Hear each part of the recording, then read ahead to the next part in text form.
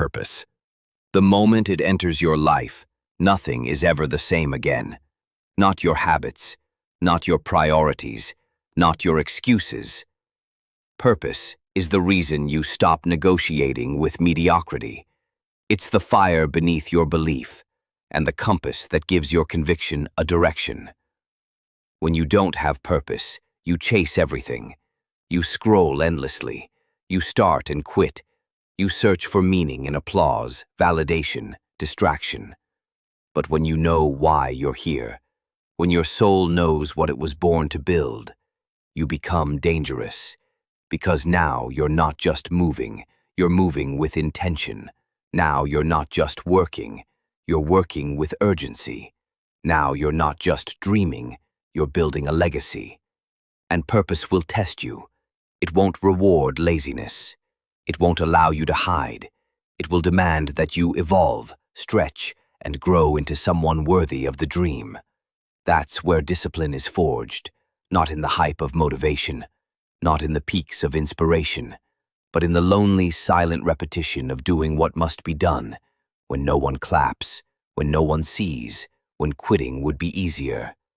Discipline is the fire you walk through to meet the future version of yourself. It's not punishment, it's preparation. It's the voice that says, "Keep going, you're not there yet, but you're becoming." When Napoleon Hill wrote that success comes to those with definiteness of purpose, he wasn't offering a suggestion. He was giving you a law. Because without purpose, you won't stay the course. Without discipline, you won't survive the silence. And without aligned action, your dreams stay locked in fantasy. Massive, relentless, aligned action is the only bridge between belief and results. You can visualize, you can affirm, you can speak all the right things. But if your feet don't move, if your life doesn't echo your words, your belief becomes a lie. And the truth is, most people know what they want, but few are willing to pay for it.